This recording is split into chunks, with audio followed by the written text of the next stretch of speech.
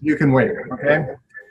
Hi, guys. This is Angelica Randall, right? Is that correct, Angelica? She's pinching for Andrew today, and I've seen her presentation a little bit earlier, and she's going to do a great job. I can assure you of that because I've already seen a little bit of it. So let me just say the Pacific Land Mortgage has been affiliated with National Credit Care now for probably, I would guess, going on 5 years or more.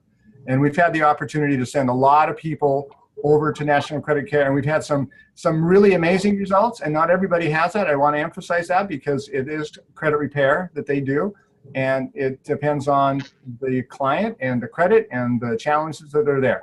And Angelica's going to tell us all about that. So first of all, Angelica, thanks for joining us. We appreciate that. Well, thank you for having me. I'm excited to be with you guys. Great. Can you tell us a little bit about your background and where you came from and how you got to National Credit Care, please? Certainly. So I've been with National Credit Care for 4 years. Prior to National Credit Care, I was in skilled nursing for 8 years. So you can see the seamless transition there. Yeah, that makes sense.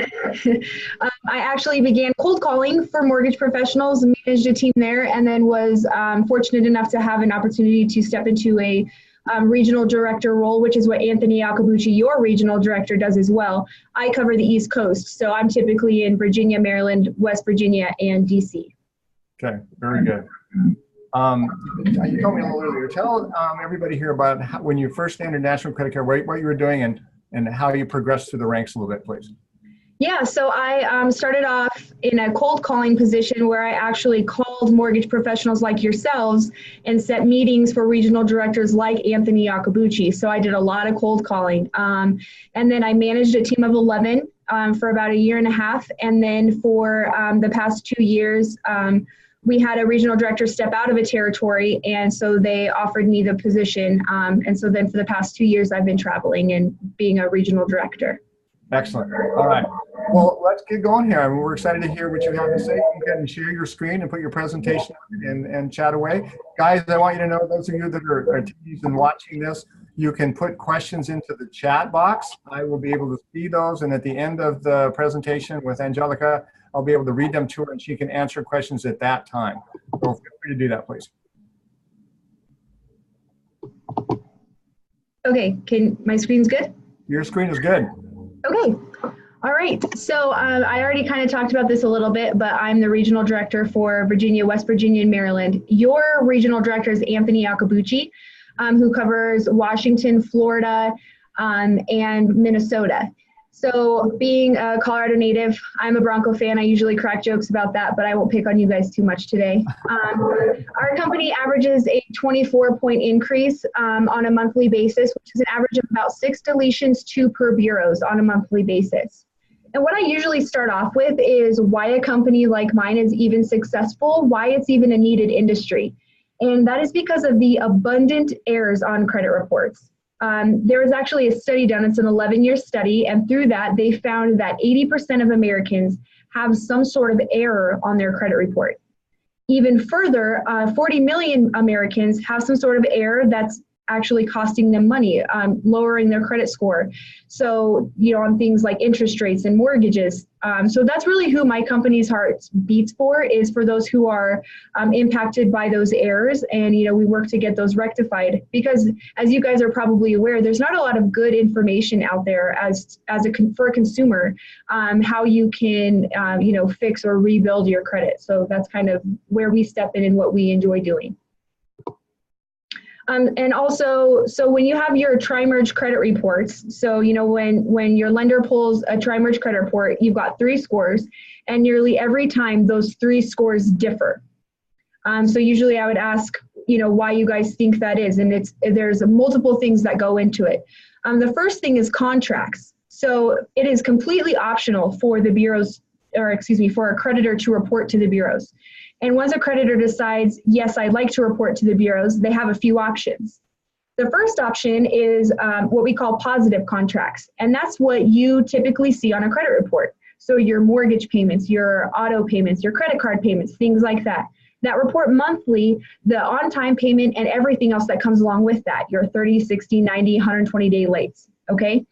The alternative is a negative contract. A negative contract is something that you don't see on a monthly basis reporting to the bureaus.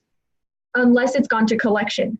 So an example of that would be a cell phone bill, your Comcast bill, things like that. You don't see those on a monthly basis reporting the on-time payments. You only see them on your credit report if you've gone to collection. Okay, so that's two, different contracts, two different reporting structures. And then once you've chosen one of those contracts, then you have the option of choosing 1, 2, or all 3 bureaus to report to. So that right there can cause quite a variance in the score. So that's part of the reason we see different scores.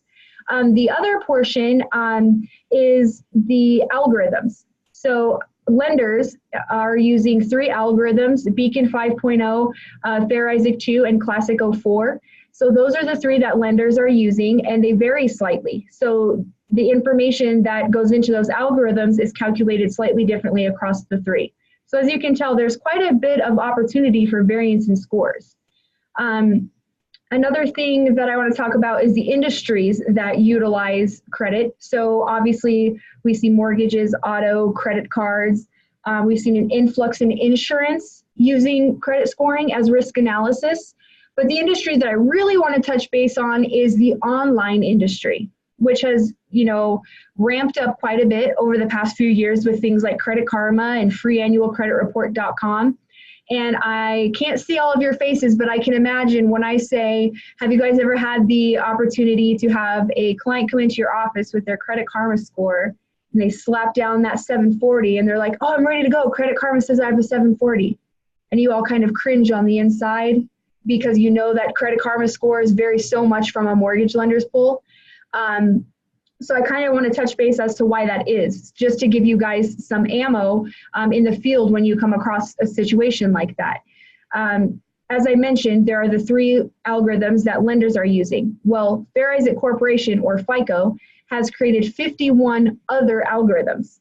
So with that being said, those other algorithms are used for things like your car loans, credit cards, things like that. So when you see your FICO score in the mail, that may be a FICO score, but it will not be the FICO algorithm that a lender is using. And then alternatively, there are algorithms beyond that. For example, Vantage scoring model, which is completely separate from FICO, has created their own algorithms, which people purchase, companies purchase and utilize as well. Beyond that, there are companies that create their own algorithms. So for example, Credit Karma. So these just aren't comparable to a mortgage lender's pool. Now, it's important to mention for credit monitoring and things like that, these avenues like Credit Karma or freeannualcreditreport.com are still good resources for the information. The reason being, there are only 3 bureaus: Equifax, TransUnion, and Experian. So all of the information that's populated into these algorithms has to come from there, so it will still be accurate. So you can use Credit Karma for the information, just don't be hinged to the credit score itself, because that is where the variance occurs. And we see that variance to be anywhere from 20 to 60 points a bureau. Okay, so with that being said, this is the FICO algorithm. This is what Fair Isaac Corporation has released, saying, hey, this is how the mortgage algorithms are constructed and this is how they're weighted. So the first section here is payment history. That is 35% of your score, a pretty big portion. This is where you find all of the months reviewed, on-time payments, and everything else that comes along with it. This is also where all of the derogatory information is found. So with that being said, this is where most companies start that are in the credit restoration industry like me. The unfortunate thing is this is also where they stop. That's why I have this sectioned off and portioned away, because if you're only addressing this section of the algorithm, you fail to address the other 65% of the score. National Credit Care takes a holistic approach. We look to maximize the negative elements, maximize the positive elements, as well as remove the derogatory, okay? The next section here is extremely important and holds quite a bit of weight. This is amounts owed. So this section is held purely by credit cards, lines of credit, and store cards. So if you either don't, clients of yours or yourselves don't have the right accounts open, or you're not managing them properly, that's 30% of the score that you're leaving on the table. Now this is where I spend most of my presentation, because this can fluctuate so much. Your credit cards are very fluid from a month-to-month basis as how they're impacting your score. So you on both ends of the spectrum, you have the capability to increase your score very quickly or detriment your score very quickly. So let's talk a little bit about that. A lot of people think that limits, credit card limits or store card limits, is how things are weighted in this section of the algorithm. And that's not true. The reason being, FICO says that they aren't biased to anything, especially wealth. So with that being said, take for instance somebody who could afford a higher credit limit than I. Just because they can afford a higher credit limit doesn't mean I shouldn't have the same opportunity for a good credit score. Okay, so for that reason, we're not talking about credit limits, we're talking about the percentage of the limit that you've used. Okay, don't miss that. So what's your balance on that credit card and what percentage of the limit is that at? And that's how it's weighted into your score. So for somebody who we are looking to maximize every point out of, this is kind of how we look at it. Now, I preface this next statement with don't panic, because I say this and a lot of people are like, oh man, I'm not managing my credit cards that way. Well, like I just mentioned, credit cards are very fluid. So you have the opportunity to, make some changes and see that change in your credit score as soon as next month, okay? So each card is weighted individually in this 30% section. So if you have 3 cards, they're each worth 10%. If you have 10 cards, they're each worth 3%. Does that make sense? So each card's debt utilization is weighted separately. Okay, so if you look at like Credit Karma, you'll see it will say total debt utilization. So it'll tell you the total debt that you have on your credit cards, which gives the misnomer that all of your cards are weighted together. That's not true. They're weighted individually. So say you have 3 credit cards and your utilization is maxed out on 2 of the cards. So each of those 10% slivers will be blacked out, if you will. We're not getting any points towards our score on those 2 sections. And then say that third one is in good standing, you'd get that little 10% sliver towards your score, okay? So from a percentage standpoint, each card, so take for instance, a $500 credit card. I never recommend credit card limits, balances being above 51%. Once you start tapping into that area, you're losing points almost twice as fast. So for someone I'm trying to maximize every point out of, I don't want them living there. So at 50% utilization on a card, you are still losing 25% of the available points to you. So you're only tapping into 75%, okay? The next threshold that we mentioned is 30%.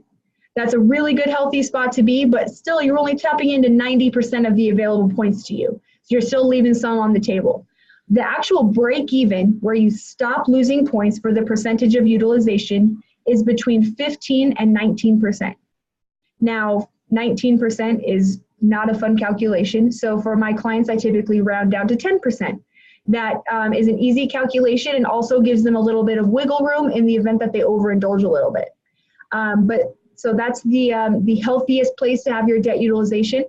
And what I recommend is putting that small, between 1 and 10% balance on that credit card.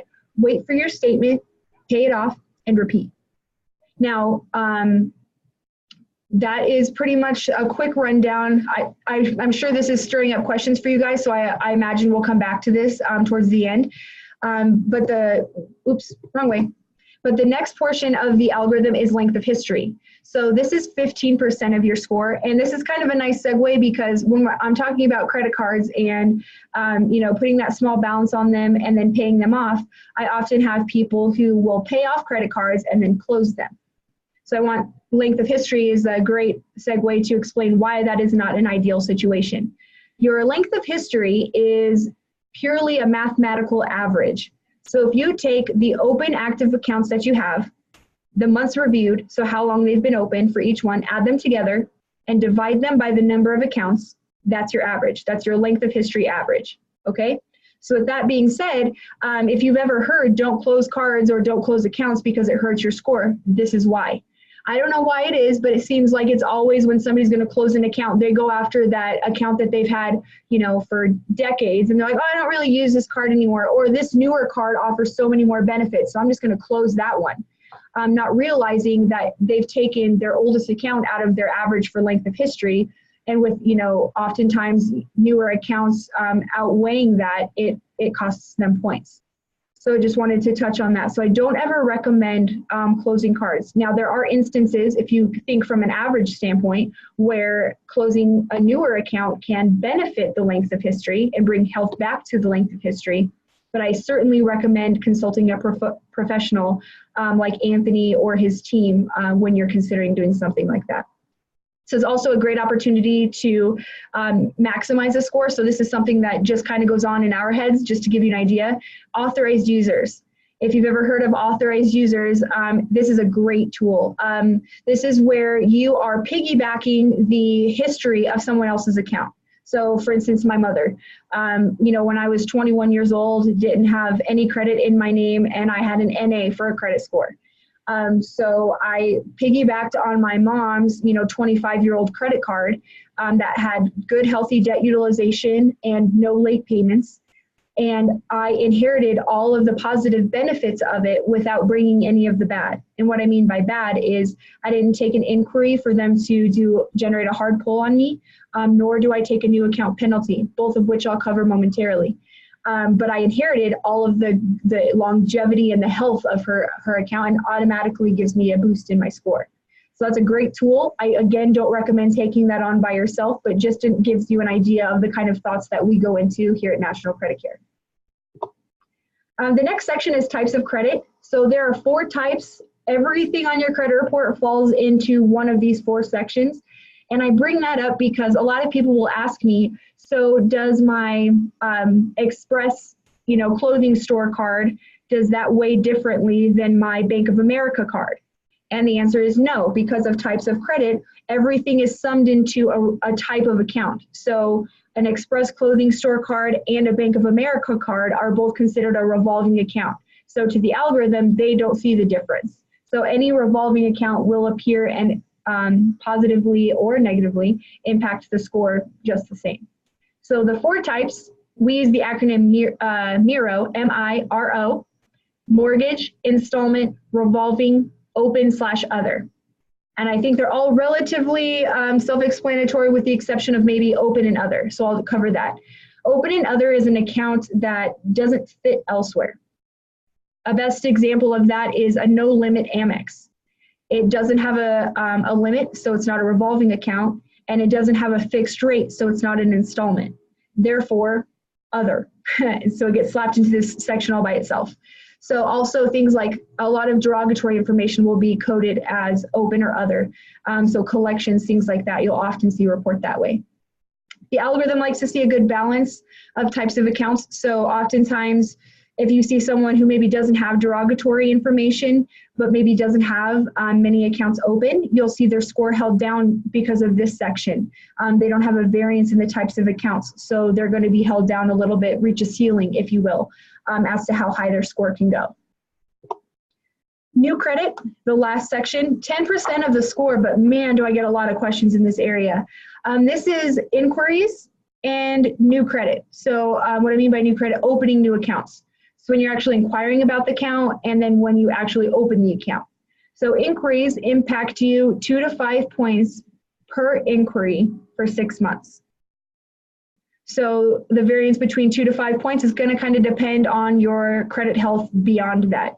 And I use the saying, the higher you are, the harder you fall. So contrary to popular belief, the higher your score is, one derogatory item, even one late payment, can impact you anywhere from 0 to 175 points, okay? So that's why I say the higher you are, the harder you fall. So typically somebody who's more near that 800 range, if they have one derogatory remark, they're gonna see that impact upwards of the 100 points. Whereas if you consider someone who has maybe a 490 for a credit score, they don't have 175 points to lose. So it's kind of diminishing returns there. So anyway, so the higher you are, the higher your score is, you're gonna be more towards this 5 points. The lower your score is, again, diminishing returns, you'll probably be more towards the 2-point range. And that will impact you for 6 months. After 6 months, we see that diminish from 5 points to 1 point. So you get 4 points back and they only hold on to 1 for the remainder of the year. And they are held with the bureaus for an additional year, 2 years total, but they are only impacting your score, again, for 1 year. And then new account penalties, how those impact your score definitely depends on the health of your credit.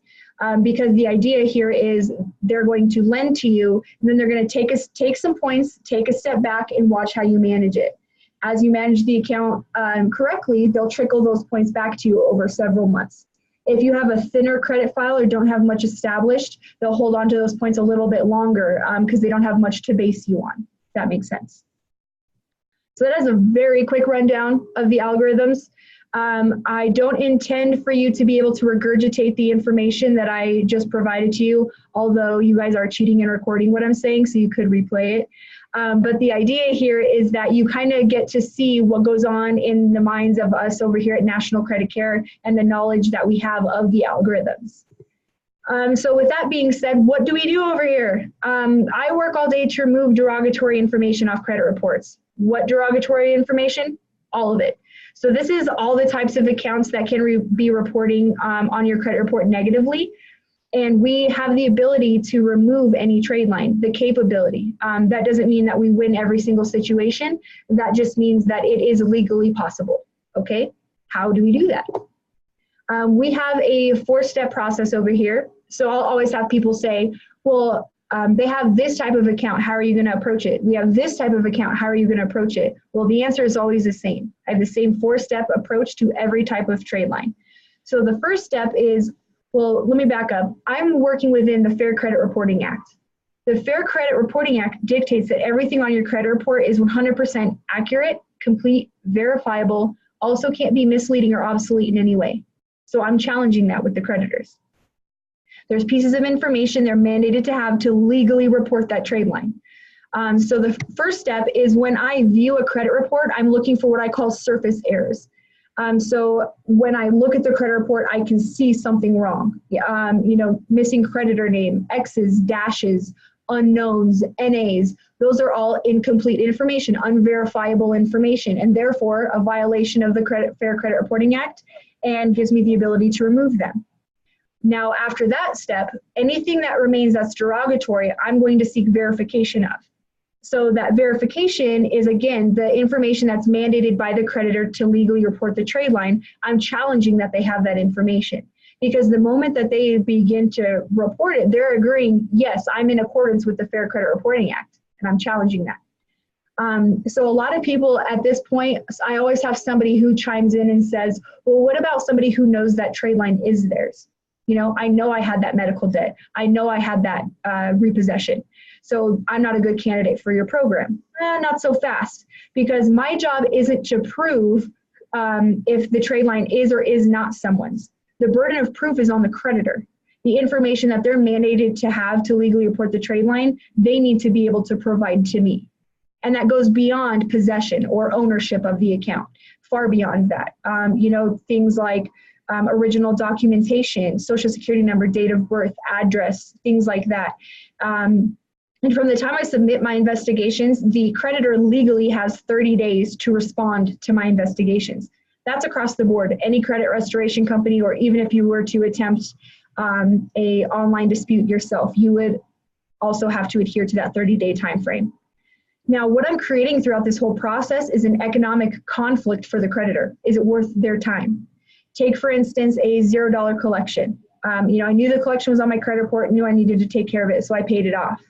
Well, now that I've paid it off, the trade line is still on there, still has the negative elements attached to it, and still holds down my score. There's nothing more I can do about that. However, when I submit the investigation, what's the likelihood that that medical collection company is going to take my investigation, find the information that I'm requesting across all 3 bureaus, draw up a letter for each of the bureaus, and submit it back all in a 30-day time frame, all to keep a $0 collection on my credit report? Probably not very likely, right? Now, that's not to say some companies don't do that, because some do, but throughout this 4 steps is where we find the opportunity to have trade lines removed off credit reports as if they never existed. Oop. And this is where Virginia comes into play. So obviously I usually am working Virginia, so there's the pricing structure for Virginia. So don't look at that, we'll stay here so I don't confuse you. The pricing structure, so we are licensed and bonded in each of the states that we operate in. which, we take very much pride in. There's a lot of companies out there that, don't do good work or that have created a bad reputation for companies like National Credit Care. So one of the things that we've done to combat that is to ensure that we're licensed and bonded in each state with the Attorney General. So with that being said, our pricing is based on the residence of the client. So I know some of you are in Washington, some of you are in Hawaii. However, our billing will be structured by the residence of the client. So for the our standard billing structure is $189 to get enrolled and $69 on a month-to-month basis. Now, working with John here, you have the opportunity to have a discount for any clients referred over to you, where we knock $100 off that enrollment. So it's actually only $89 to enroll, $69 a month. Okay, so that's the pricing across the board. But I don't want you to get hung up on pricing. What I'm here to do is offer you a solution. So when you come across a client who, has credit challenges, out of your wheelhouse, right? Right now, you're probably prejudging those people. Like, is this a good candidate for John? And what I am here to talk to you about is eliminating that mentality. With National Credit Care and Anthony Iacobucci in John's back pocket, he has the ability to give everybody the opportunity to qualify, whether that's today or at some point down the road. So you can refer somebody over to John, trusting that if somebody doesn't qualify for a mortgage right now, he can refer them over to us, where we can offer a consultation where we talk to them about their credit. As I mentioned earlier, there's not a lot of good information out there. So the consultation we provide, in my opinion, is worth its weight in gold, because it's good information and it puts people on the right path, whether it's through our program or another means.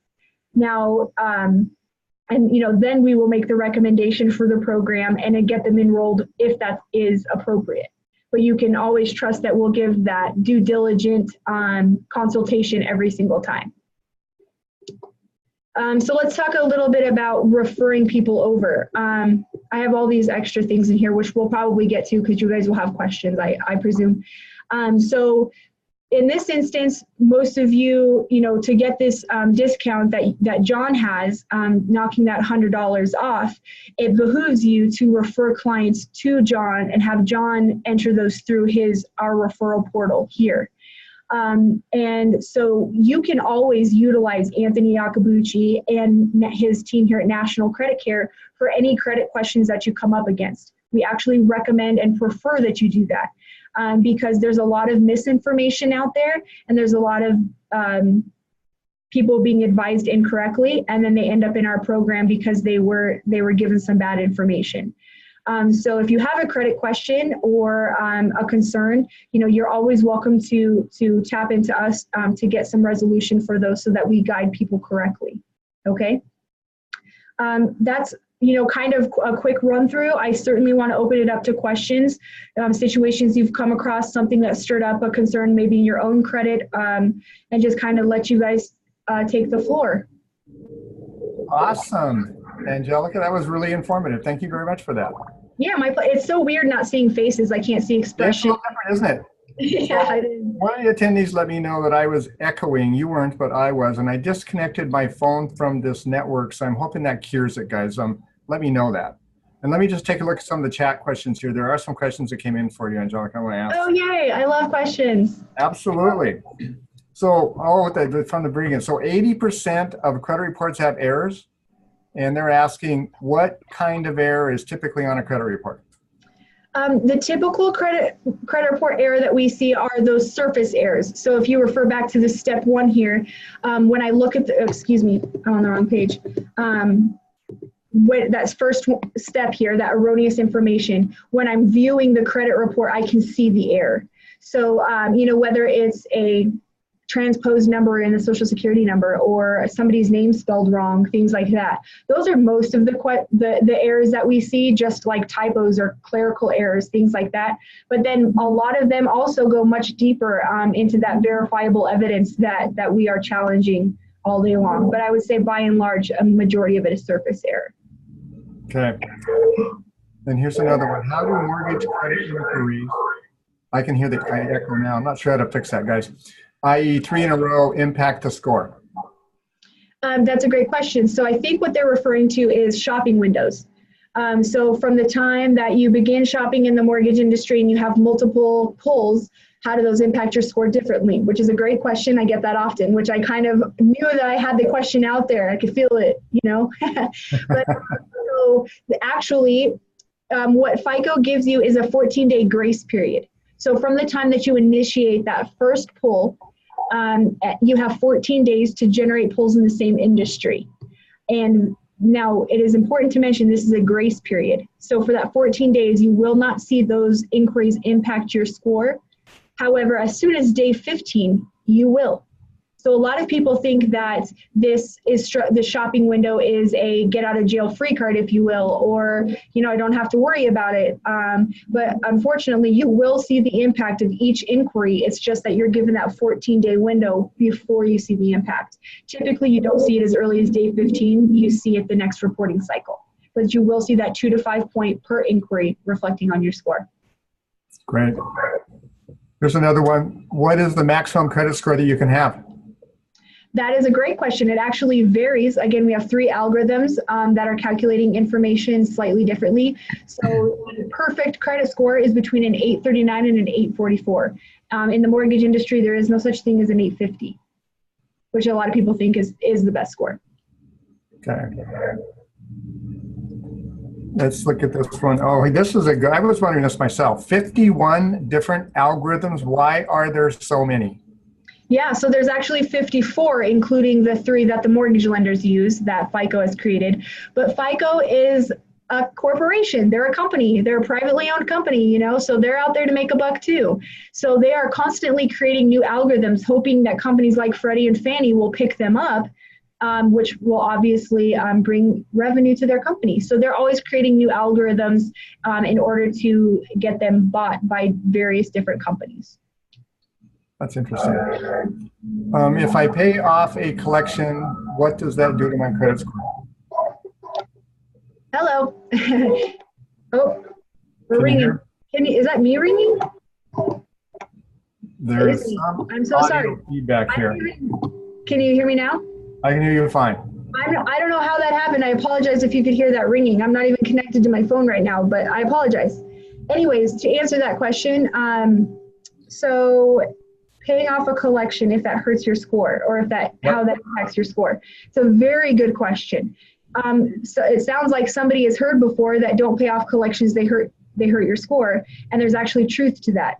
The reason being, the most important date on a credit report is the date of last activity, or DLA, we often see it as. So the closer that the DLA is to today, the more severely it's impacting your score. Okay, so obviously as a collection or a derogatory account hits your credit report, as it ages, it diminishes in its impact in your score. So take, for instance, a 4-year-old medical collection, you know, $2,500, and now I'm in a position that I want to purchase a home, and I know I have this lingering out there. So I want to take care of it. So naturally, I'm going to do what? I'm going to call the creditor, right? And maybe negotiate a pay to delete or a settlement for less, or maybe structure some kind of repayment program. Well, when you make that phone call, typically the first thing that happens is they verify information on your account. So can you please provide me your date of birth, your social security number, things like that. By doing that, what you've done is negated my ability to get the trade line off the credit report. They're verifying the information they didn't have, should have had all along, but didn't, and that therefore negates my ability to get it removed. Secondly, you've rejuvenated the activity as far as that date goes. So you've taken that 4-year-old removed account to current, because they've updated the last activity. So now as far as the algorithm is concerned, that's reflected as a brand new collection. So the impact has gone from 4 years removed to hitting you as severely as it can, being today. Now, let's say you pay it off. Well, you've rejuvenated. How long can trade lines stay on credit reports? Anybody have any idea? It's 7 years. There you go. That was one of the panelists had that exact thing. 7 years. Awesome. 7 years. So the date of last activity has been, so they were 4 years. So they were over halfway there, you know, that 7 years having it fall off on its own. Well, they rejuvenated it and restarted that 7-year clock. So now that can remain on there for a total of 11 years. Wow. Now let's say you make payments. you rejuvenate the activity on that account each month until you've completed the payment structure, and then the 7-year clock starts. So that's 11 plus years. So that's why we don't recommend paying off collections.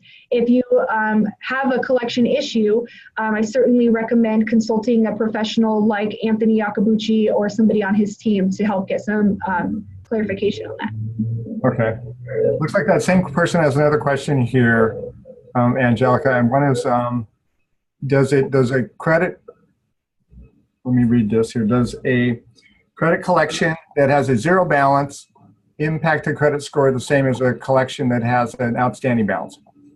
That's a great question as well. They do not impact the score the same, but they do both still impact the score negatively.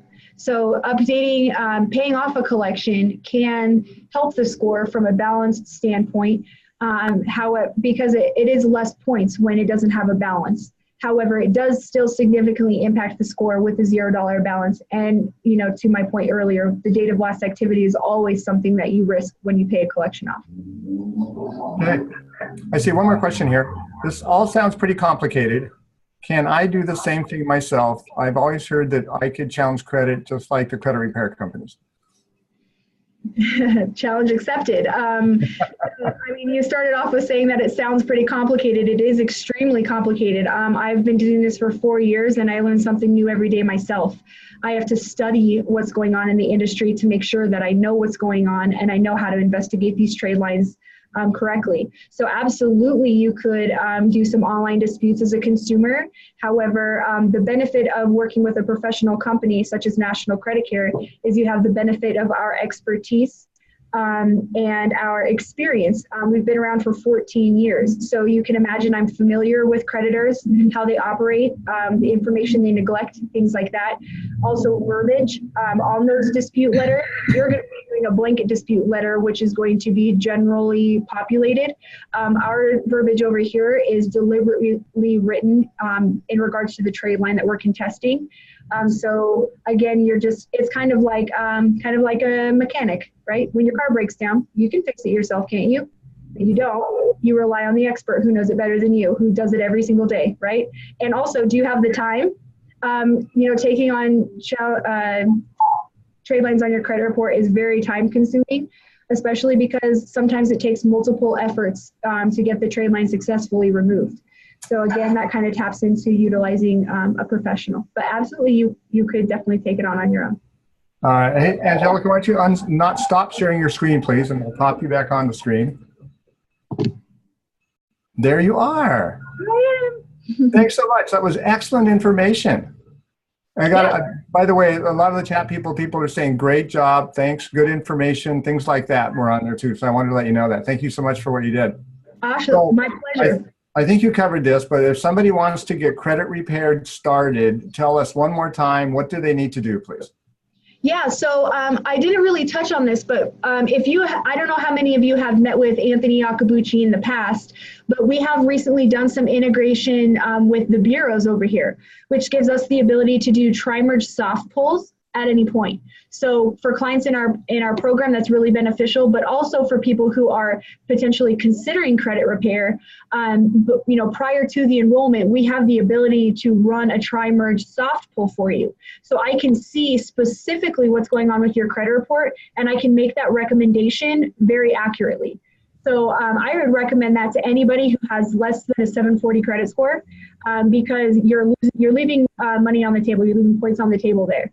And so to generate that soft pull, you can certainly reach out to myself, as I'm kind of standing in as the pinch hitter, as you called me, for Anthony. And what we can do is for just $15, we can run that tri-merge credit report for you.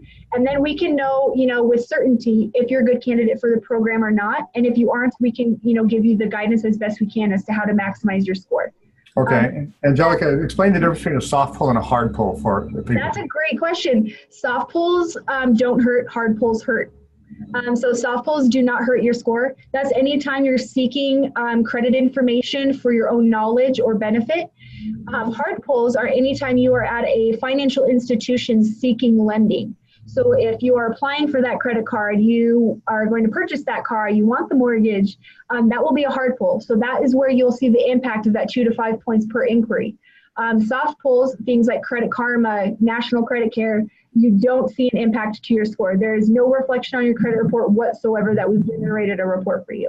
Okay, so somebody can get started with you with a soft pull and not impact their score and find out what they can do. Absolutely. So and then what is the cost to the initial consultation, please? So the initial consultation is there's no cost to that. So first, we call that like discovery phase, where we're just having a conversation, trying to learn about the situation, and if we feel that it's going to be something that we need to delve deeper into.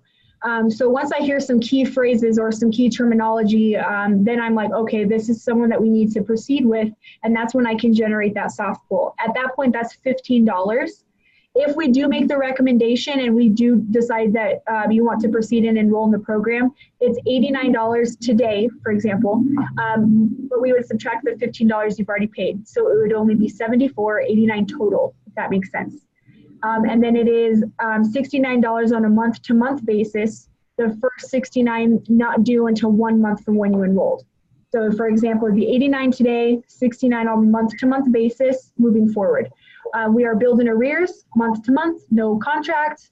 You can cancel it anytime. So, you know, if you're looking for that 844, you can stick with us till you get it. Or if you're just looking to get a few things cleared up, we can help with that as well.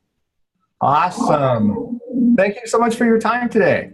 Yeah, my pleasure. So, John, you're more than welcome to share my email information, Anthony's email information for anybody who absolutely has clients who are looking for some guidance, or if anybody who's on today would like to speak with us about their credit. Yes. Okay. And guys, you were probably invited here by one of the loan officers with Pacific One Mortgage, and so that's who you're probably going to contact if you want to get in contact with someone from National Credit Care. We'll put you in direct contact with them. I normally have a slide for the screen. I don't have one today, so I'm going to let you know. So my contact information, my cell is 206-499-5626. My email address is john@pacificonemortgage.com. That's all spelled out, including the one. And then we have a number of people in Hawaii, but I'm going to give you Marsha's contact information. She's the branch manager over there. Her phone number is 808-479-2427. And her email address is Marcia, which is MARCIA @hawaiiloan.com. So you can reach out to either us or, like I said, the loan officer that brought you to this presentation is the best person to chat with. Angelica, thank you so much for your time. It was great today. Lots of information there. I'm sure that we'll get a lot of questions on it. My pleasure. Aloha. Aloha to those in Hawaii. Thank you. Bye-bye.